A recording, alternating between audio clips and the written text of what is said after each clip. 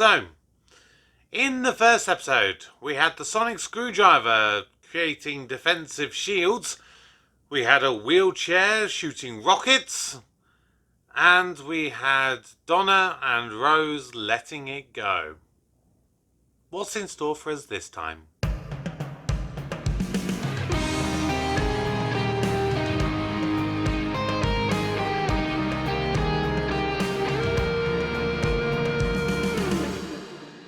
Hello everybody, welcome back to the channel. My name's Kevin, I am a geek. You're watching Kevin the Geek, and today I am reacting to the second of the two specials, or rather the three specials for the Doctor Who 60th anniversary. This is special number 2. This one is called The Wild Blue Yonder. I presume that this is going to be the first episode that we're going to be getting Neil Patrick Harris as the Toymaker. And I am just really intrigued to see what we are going to find.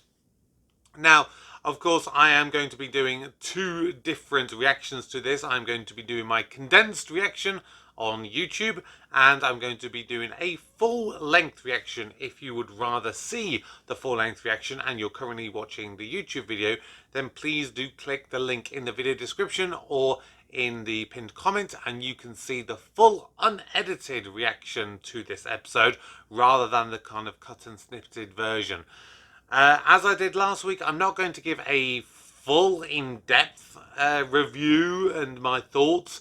I'm going to save that until after the three specials.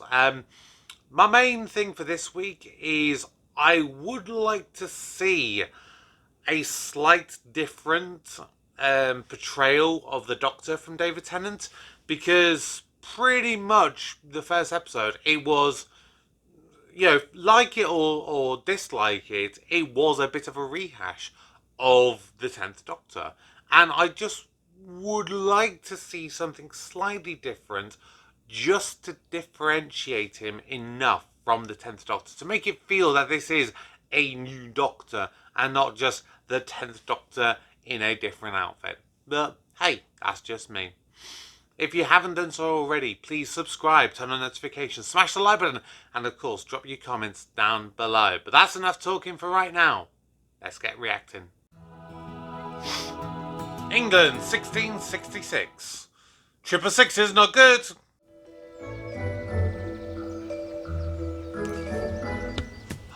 Oh! Isaac Newton and gravity. At least I presume that's what it's supposed to be. Oh! Odds bodkins. What the devil? Odds bodkins. You can appreciate... Really don't. Oh, come on! You can appreciate... The gravity of the situation. Just like old times. I really do like this new title sequence. I wonder whether this will continue for Ncuti Gatwa's era. I think maybe just the way that the logo kind of comes in, maybe that's my only criticism of it. Is it alright? Is it broken? Is it knackered? Oh, it's always broken, Donna. Pretty bad. Is it bad? Oh, Pretty bad. it was brand new.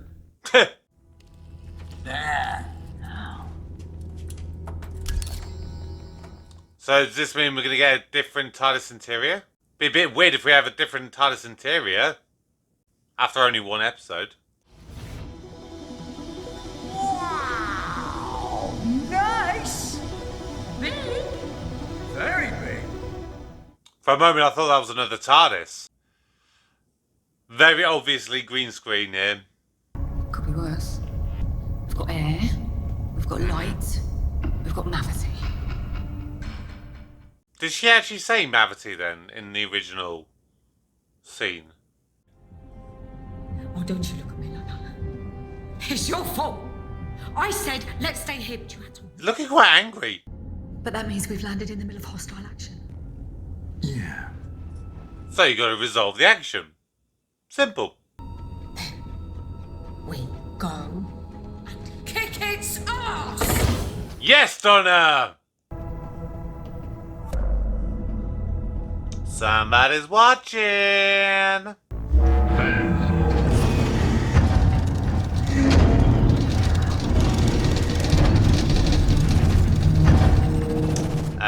What's happening? Fenslaw? What's that mean? I don't know. The TARDIS translates, but now it's gone. No, the TARDIS translates for me. I thought you knew 27 million languages.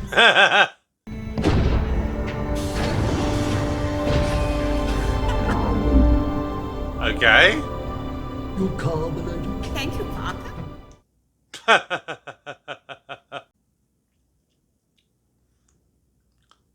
Doesn't look like they're going that much faster. Hello, Jimbo. I'm the doctor. This is Donna. We need help. We need to.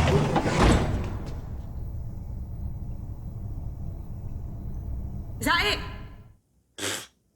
I mean, it looks very battered and bruised. Allons, as idiots say, E. There you go, that's better.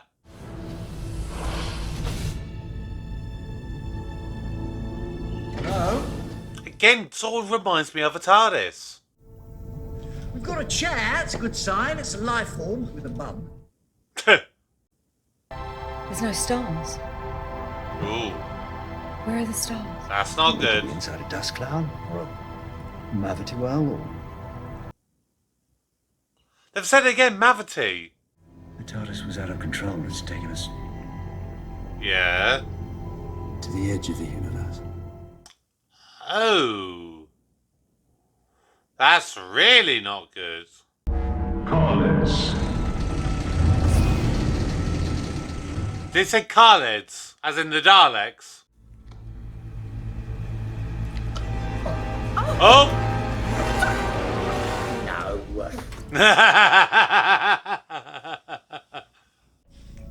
That's it. Can you still hear me? No. Good, good. Move along. I love that they've fallen back into their old habits together very quickly.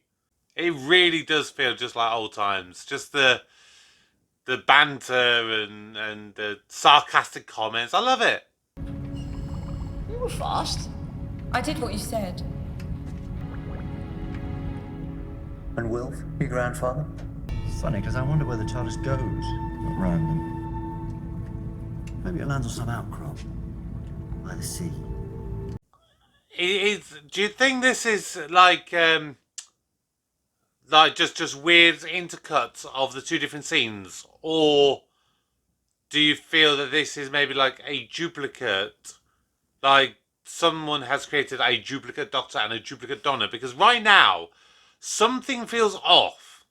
Like with this scene, the way that Donna spoke to Doctor, something felt a little bit off, and something felt slightly off for the Doctor in the other one, in the sort of orangey sort of room. Or is that just me? Do you miss home, Gallifrey? See, like right there, Donna just sounded a bit weird. Strange, the system should be swimming right now. Those rectangles, did you move all of them up? My arms are too long. Yeah, something's not right here. Look. Whoa! Because once I sort out the arms, Oop. then I have a problem with the jaw. Oh! It's the knees. How many knees? 2. 2 in total? Or 2 on each leg? Drive! Oh my God, they're gone. Who are they?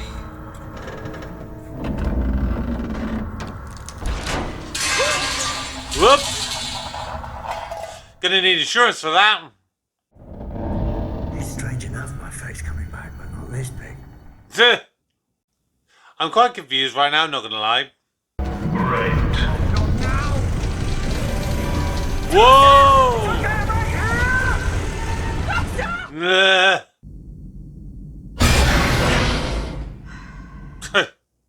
Luckily I didn't fall for that jump scare.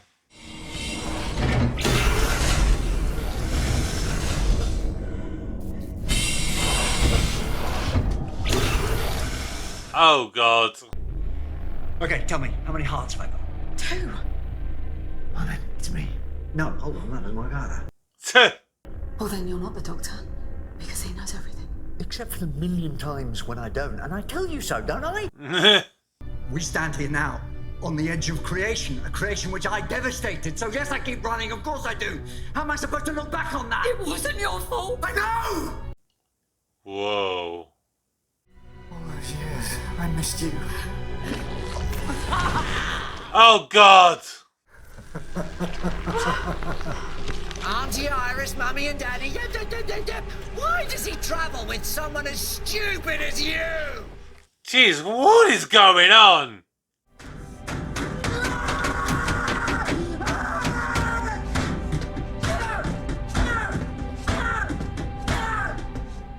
Whoa. Gilbeck.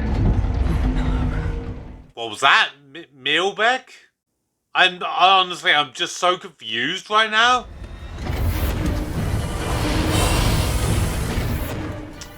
Oh God. You can't cross salt. In our universe, it is said that vampires, demons, and ghosts cannot cross a line of salt until they've counted every single grain.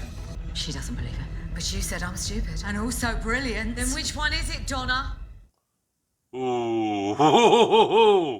Why are they making us so scared? If they want to copy us, why don't they just sit in a corner and do it?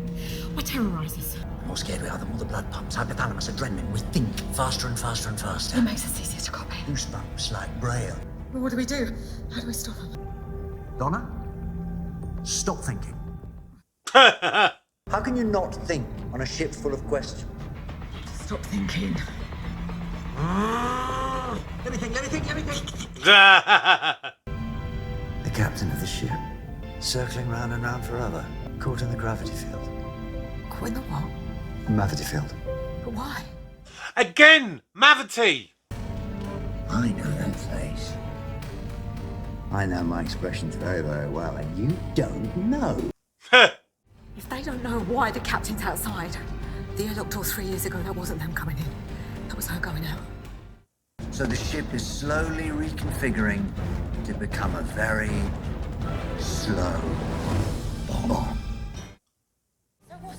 The robot is the trigger, a primitive mechanical brain that those two can read, taking 3 long years to walk down a very long corridor with one slow instruction. Kaboom! Aha! There's only one way we can stop them. What's that? I'm sorry, Donna. But the countdown needs to speed up. Ah! Stop that robot! Stop that robot! The robot, just wait! I'm very confused. Do we want it to blow up or do we not want it to blow up? Puncher! Oh, this is therapeutic. Yes!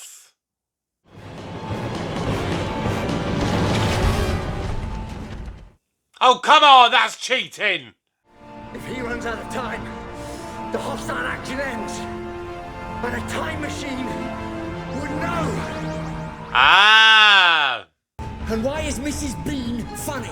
Because it's the name of a vegetable given to a woman. Yes, it is.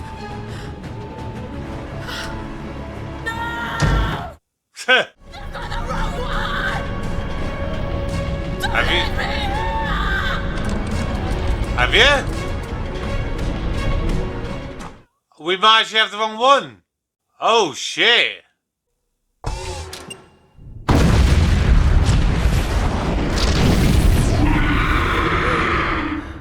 Hang on, what?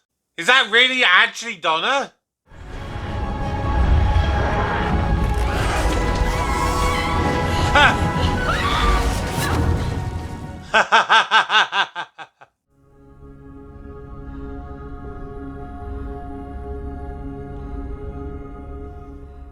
A load of thoughts are running through my head right now.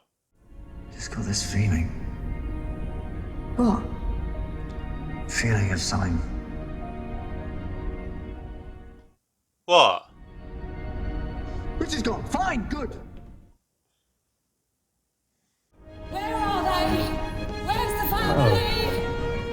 be a day or two out. Oops. Hey! Yes! Wilfred Mott. Wilfred Mott! The whole world coming to an end. What? Whoa! What? Is that it? I'm definitely gonna need a little bit of time to try and gather my thoughts. There was a lot to take in of that. Yeah, give me a second. Let me gather my thoughts here on this one. A few moments later. So that was Wild Blue Yonder. I've given it longer than I did last week. You know, last week I pretty much, watched the episode and I went straight into giving you my post-video thoughts. I've been sat here for about 20 minutes after this one and I don't quite think I know how I feel yet about this episode. It's the kind of episode that could really grow on someone who's unsure of it in the first instance. It could be the kind of episode that someone initially watches who loves it, but then grows to hate. And it could be one that someone absolutely hates and becomes one that someone grows to absolutely love. Like Human Nature and Family Blood is an episode that so many people rave about, and they always said that is such a great episode. I never liked that to start with, and over time it really, really grew on me. And there have been others that I have absolutely loved, and as time goes on, I'm like, yeah, it's not as good as I really thought it was back in the day. This one, I mean, I've purposely try to avoid as many spoilers as I can for Doctor Who. I try to ignore pretty much everything. I did watch a couple of the trailers, and of course I reacted to them on the channel. But that was as far as I was willing to go. I'm not the kind of person that wants to go in and learn everything about every episode, because I want to be surprised and I want to see joy and stuff. And one annoying thing with this episode was one fandom group I'm part of. Someone put up an image of something before I was able to move away from it, and it was this image that it was supposedly showing like a cast list for the cast of this episode, and it was going like Kate Stewart was going to be in this, and apparently Billie Piper's coming back as Rose Tyler in it. I was thinking all the way through this, I'm like, so am I suddenly going to see Rose? Am I suddenly going to see Kate? And it's things like that that is a bit of a distraction for me when I'm watching something. If I think something's going to happen or I know something's going to happen, and that's why I prefer to avoid spoilers. But there was apparently a lot of secrecy around this one. Russell T Davies and the rest have purposely tried to keep this one, the information about this episode very limited. On one hand, I understand why, but also on another hand, I don't understand why. It was a weird episode. And he did say that's what they're kind of going for this one. They're not trying to go for scary per se. They're trying to go for weird. And weird is the completely right word for this. For all the wonderful advances in CGI, for example, you look at the title sequence. It's beautiful. Absolutely gorgeous. But then you look at the bits where they're in that massive corridor bit, and it's so obvious that they are on a green screen or a blue screen. It's a shame, when you have something that kind of glares that obviously in your face, it just becomes a little bit of a distraction. as my overall initial brief thoughts of this episode, you know, it was good enough in what it tried to do. I'm probably going to have to watch it a few more times over to get my head really round it. I still don't quite get the whole Mavity thing. Is this going to be some sort of link to the toy maker, or is this something completely different? I honestly do not know. And this is why I'm not doing like a full-blown review or anything at this stage. I'm gonna save it for after the three specials have all completely aired, so that I can address it with full context. Because yeah, there's clearly something more. What I will say is having Wilfred Mott back was an incredibly pleasant surprise. You know, just rest in peace to you, Bernard Cribbins. You are a true treasure and legend of British TV and movie history, and it has been an honour to watch you in Doctor Who and in Fawlty Towers and you know, things like that over the years.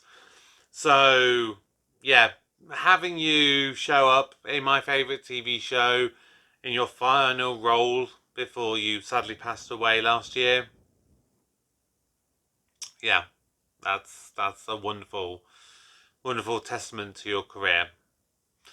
I think that's going to round this this reaction up and my brief rambling post viewing thoughts. Like, I'm always going to be fair with my comments. I'm not going to outwardly praise something if I don't feel it deserves it. I'm also not going to overly criticise something if I don't feel it is warranted. And so that is my genuine thoughts on this. Now, my plans for this is to be coming out this Monday. I hope it does. If it did get delayed at all, I apologise. But yeah, check out the rest of my other content this month. Obviously, I'm doing a Christmas-related month. You will have Doctor Who later on this month. Obviously, in about a week's time for the third special and the final special. And then, of course, you'll have the Christmas edition, you know, featuring Ncuti Gatwa later on in the month as well. But that's going to do it for right here, right now. Please subscribe if you haven't done so already. Please like the video, drop me comments down below, all the usual bits and bobs. But for now, my name's Kevin, I'm a geek, and you've been watching Kevin the Geek. Goodbye.